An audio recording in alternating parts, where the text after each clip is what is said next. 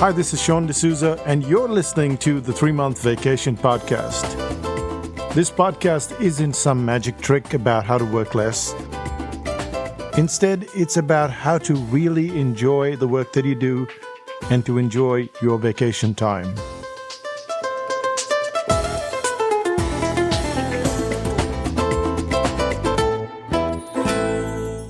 Hi, it's Sean, and you're listening to the 3-Month Vacation.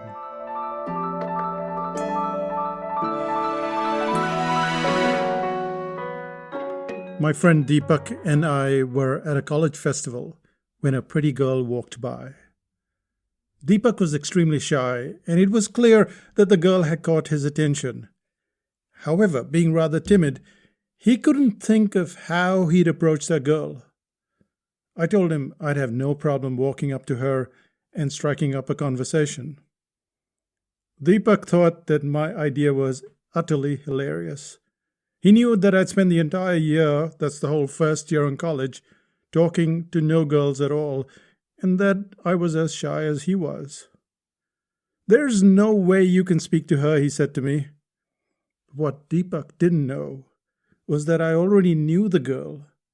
She lived on the floor below my grandmother, and I'd known her since we were toddlers. To walk up to Karen and to say hello was going to be the easiest thing in the world. I took up the challenge. I walked up to her and said, "Hi, Karen."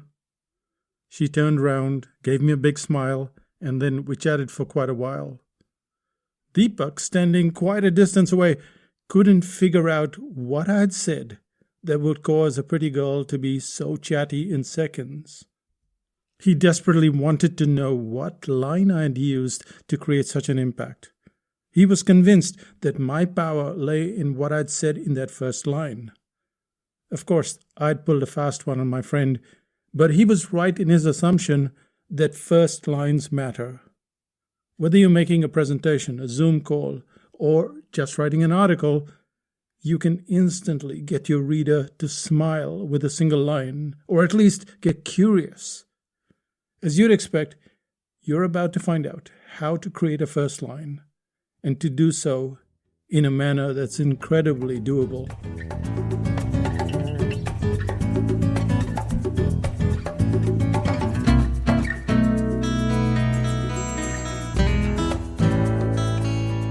So what's it about the first line that gets our attention?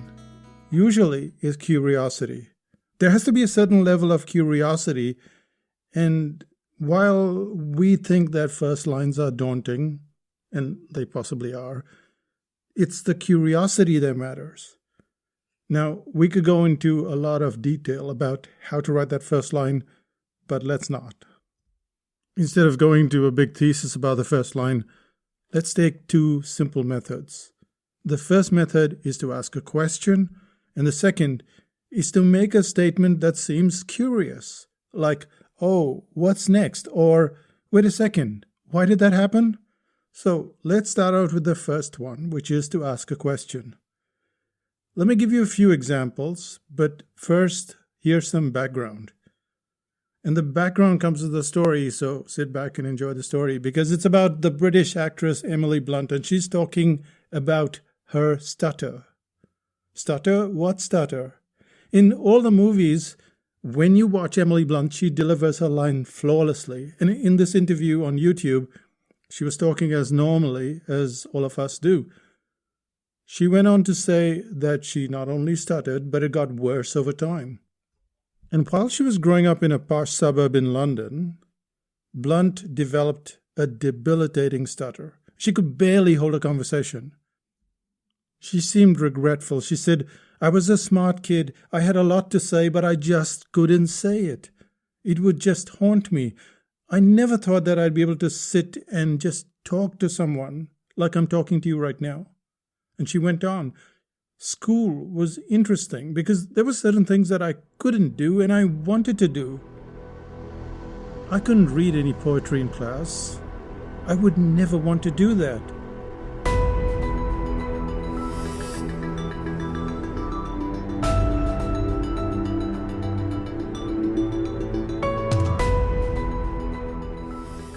I would hate it if the teacher called on me to answer something, I don't know what it's like for you. I think that when stutterers are put on the spot, that's hard. I didn't love calling my friends. I could never say my own name if someone said, "What's your name?" When you can't say a word, you can substitute another word so that you have flow, but when someone asks you what's your name, you can't substitute your name. So I realized quickly as a kid, any pressurized situations were quite hard for me. But what caused her to get rid of the stutter? When I was 12, my class teacher, and there was this really cool guy called Mr. McHale. He was this enormous man with a massive mustache. He asked me if I wanted to do the class play, and I said no. And he said, "But I think you can do it. I've heard you doing silly voices and mimicking people. So if you did it in a silly voice, would you consider doing it?" And that was literally a very liberating thing for me as a kid. Suddenly I had a fluency. The removal of yourself in some ways was freeing. I agreed to it, and I did speak completely fluently.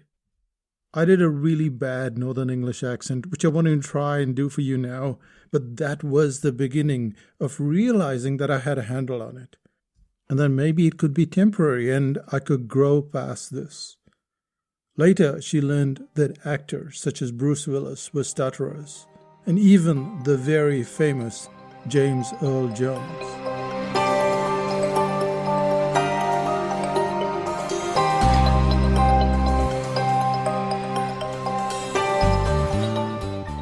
So that was the story, and usually when you have a story, you can't tend to start with once upon a time. You have to get some line from the story. And notice what we said right at the start of this podcast. It was that there were two ways to go about it. Two ways to get to that first line that stood all by itself. First way, ask a question. So here are 3 questions that come directly from what you've heard. If you picked 3 people who stutter, would it be Bruce Willis, Emily Blunt, and James Earl Jones?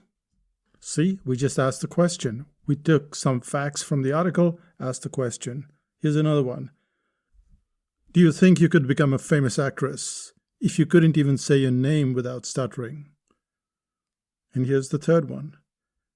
How does a teacher who knows nothing about stuttering help you to overcome the problem? You see what's happening here? You'll have a story, an interesting story, but you have to pick one line from it, and you have to separate that line and keep it right at the top. And this is the way you do it. Most of the times, you can just use a question.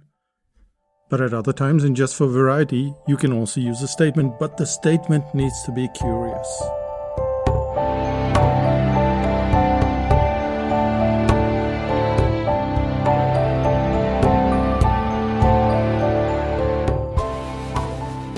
So let's take a few curious statements. Actress Emily Blunt didn't phone her friends at all while growing up.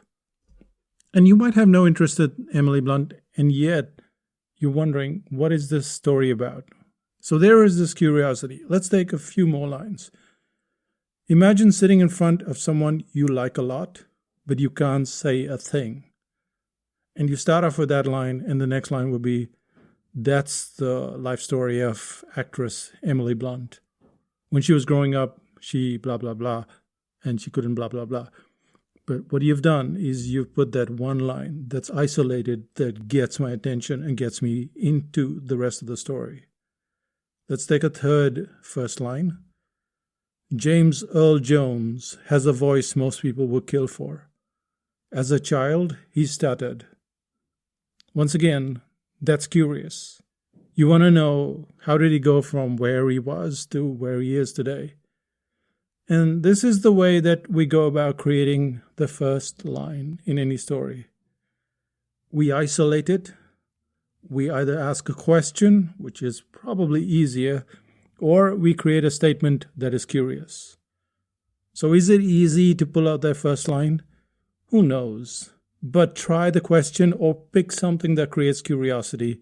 And if I were you, the one thing I would do is just try the question, and you will be well on your way. Or to put it another way, you'll no longer be stuttering with your first line. Go for it. Fluency awaits.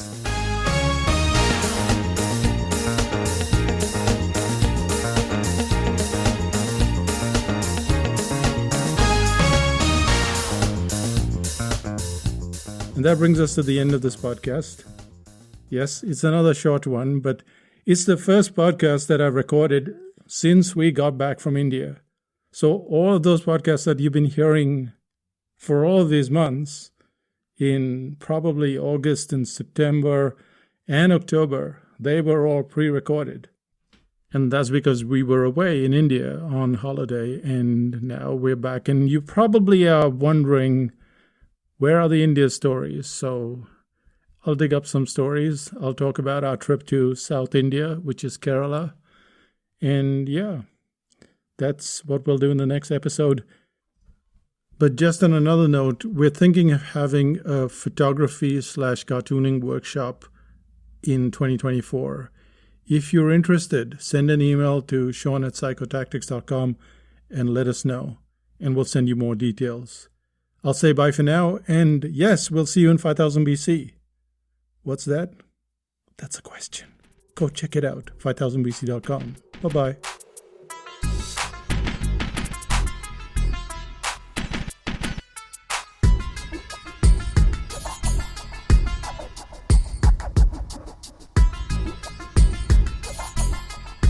Still listening?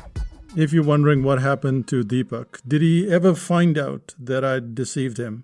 Yes, he did, and he was deflated. He was mad at me because, well, anyone would be mad because he really thought that I had some sort of magical first line that he could use for the rest of his life, or at least during those days of college. So, yeah, poor Deepak.